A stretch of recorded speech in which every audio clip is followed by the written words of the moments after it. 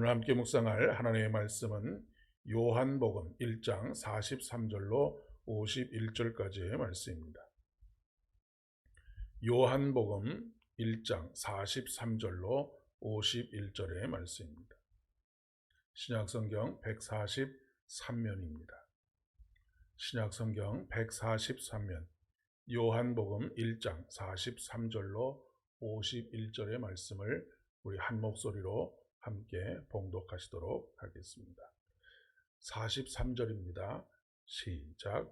이튿날 예수께서 갈릴리로 나가려 하시다가 빌립을 만나 이르시되 나를 따르라 하시니 빌립은 안드레와 베드로와 한 동네 벳세다 사람이라.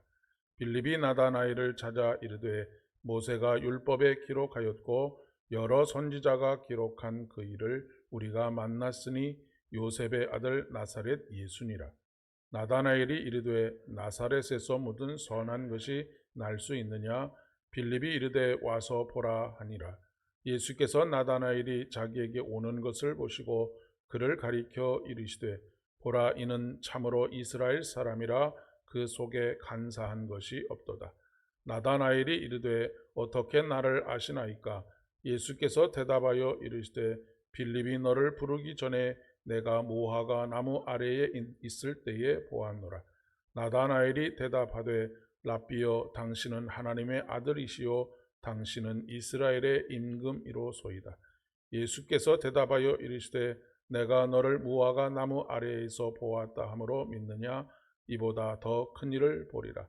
또 이르시되 진실로 진실로 너희에게 이르노니 하늘이 열리고 하나님의 사자들이 인자 위에 오르락 내리락 하는 것을 보리라 하시니라. 아멘. 파충류나 곤충류는 거의 대부분의 경우에 허물이나 껍질을 벗게 됩니다. 우리가 대표적으로 잘 알고 있는 동물이 뱀입니다. 몸이 성장의 감에 따라서 허물을 벗고 몸의 크기를 키워가는 것이 이런 동물들의 특징이라고 이야기할 수가 있겠습니다. 물론 몸이 성장해서 더 이상 그 몸을 감싸고 있을 수 없게 되는 그런 상황까지는 기존에 있었던 그 껍질들이 몸을 보호해주는 역할을 합니다. 하지만 만약에 이러저러한 이유들로 인해서 허물이나 껍질을 벗지 못하면 그동안 그 자신의 몸을 보호해주는 보호막이었던 껍질이 오히려 이런 동물들을 질식하도록 만들어서 결국 죽게 만드는 결과를 낳게 됩니다. 만약에 어떤 이유로든지 간에 나는 이 껍질을 벗지 않겠다라고 그렇게 고집을 하게 되면 결국 그것이 자기 자신을 죽이는 결과를 나타나게 된다라고 하는 그런 이야기입니다. 신앙생활도 여기에 비유해 볼 수 있을 것 같습니다. 우리의 신앙은 그저 머물러 있는 것이 아니라 계속해서 성장해 가야 합니다. 그리고 성장해 가는 과정에서 당연히 그동안 우리의 신앙을 지탱해주고 보호해주던 껍질들과 허물들을 벗어내야 합니다. 이것은 마치 비유적으로 이야기해 보면 사도 바울이 되기 이전에 사울로서 다메섹을 향하여 가는 가운데 부활하신 예수 그리스도를 만나지 않습니까? 그리고 그가 더 이상 앞을 보지 못하게 됩니다. 하지만 나다나엘을 만나고 또한 안수하는 과정 속에서 그의 눈에서 껍질 같은 비늘 같은 껍질이 벗겨지는 경험을 하게 되지요. 그런 이후에 그는 새로운 세상을 발견하게 됩니다. 그동안 자기 자신이 머물러 있던 그 껍질, 그것이 자기 자신의 신앙을 그동안은 지탱해 왔지만 오히려 그것이 자기 자신의 신앙의 자유와 해방의 기쁨, 구원의 감격을 누리지 못하도록 하는 그런 그 껍질이 되고 있다라고 하는 것을 깨닫게 되는 것이죠. 이스라엘 민족에게 있어서 이것은 율법이라고 이야기할 수가 있겠고, 오늘날에 있어서도 마찬가지라고 이야기할 수가 있겠습니다. 우리의 신앙이 성숙해 가는 과정에서 당연히 벗겨내야 할 허물이나 껍질이 있습니다. 그러나 그것은 전혀 그동안 쓸모없었던 것도 아니고 그것이 의미 없었던 것도 아닙니다. 우리가 그러한 신앙의 과정 속에 있을 때에는 그것이 우리의 신앙을 보호해주는 보호막의 역할을 했던 것이죠. 단단하게 외적인 어떤 신앙의 도전과 휘둘림 속에서 나를 보호해주는 역할을 했지만, 신앙이 더욱 깊어지고 성숙해져 가는 과정 속에서는 이런 껍질을 한 단계 벗어서 더 큰 믿음의 그릇을 담을 수 있는 그런 외피를 입어야 한다라고 하는 그런 이야기입니다. 어떻게 보면 우리가 신앙생활을 하면서 영적인 답답함을 느낄 때가 있습니다. 이 영적인 답답함을 느끼는 것은 너무나 당연한 것입니다. 왜냐하면 아까도 말씀드렸다시피 껍질이나 허물을 벗지 않으면 성장해 가는 그의 그 몸이 답답함을 느끼는 것과 마찬가지라고 이야기할 수 있습니다. 그러니까 우리가 영적인 답답함을 느끼는 것은 믿음이 없기 때문이기도 할 수 있지만, 한편으로는 영적인 게으름 속에 있으면 그것이 믿음 없음이기도 하지만, 열심히 믿음의 삶을 살고 진리를 향한 탐구를 계속하는 사람에게 있어서 영적인 답답함이 있는 것은 이제는 내가 그동안 나를 보호해주고 있었던 내 믿음의 껍질이 벗겨지고 더 깊어지고 더 성장해 가야 하는 그런 기로에 서 있구나라고 그렇게 생각하시면 틀림이 없다라고 하는 것입니다. 물론 이런 영적인 답답함을 묻어두는 방법도 있습니다. 스스로 성장하기를 포기하는 것이죠. 이런 것을 심리학에서는 피터팬 증후군이라고 그렇게 이야기를 합니다. 늘 어린아이에 머물러 있으려고 하는 그런 것이라고 이야기할 수가 있겠지요. 더 이상 성장하지 않고 항상 그 세계에 갇혀서 사는 것입니다. 그리고 그 세계에 갇혀서 살면서 나는 잘하고 있다라고 그렇게 생각하거나 별 문제 없이 신앙생활하고 있다라고 그렇게 생각하는 것이죠. 예수님께서 갈릴리로 내려가시다가 한 사람을 만나게 되는데 그 사람이 빌립입니다. 이 빌립은 베드로, 요한과 더불어서 벳세다 사람이다라고, 벳세다 출신의 사람이라고 그렇게 이야기를 합니다. 예수님께서 이 빌립을 만나셔서 빌립을 제자로 부르십니다. 그 감격이 너무나 컸기 때문일까요? 그는 즉시로 그의 절친이었던 나다나엘에게 가서 내가 율법에 기록되어져 있는 예수를 만났다라고 이야기를 전하고 있습니다.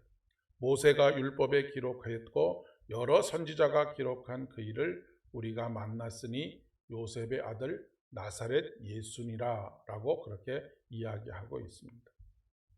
이에 대한 나다나엘의 첫 번째 반응이 무엇이냐면, 나사렛에서 무슨 선한 것이 날 수 있겠느냐라고 하는 이야기입니다. 이것이 일반적인 시각입니다. 나사렛과 같은 시골 촌구석에서 메시아가 태어난다라고 말하는 것은 지나가는 개도 웃을 만한 그런 이야기였기 때문에 그렇습니다. 이스라엘 사람들에게 있어서 무슨 고정관념이 있느냐면, 당연히 메시아가 오기는 올 터인데 메시아가 오신다면 이런 촌구석에서가 아니라 이스라엘의 수도이기도 하고 하나님이 거하시는 성전인 예루살렘 성전에 예수님께서 오시지 나사렛에서 어떻게 메시아가 태어날 수 있겠느냐라고 하는 것은 아주 이 당시의 사람들에게는 지극히 상식적인 일이었다라고 하는 것입니다. 이렇게 우리들도 흘려보내거나 스쳐 보내는 일들이 얼마나 많이 있는지 모릅니다.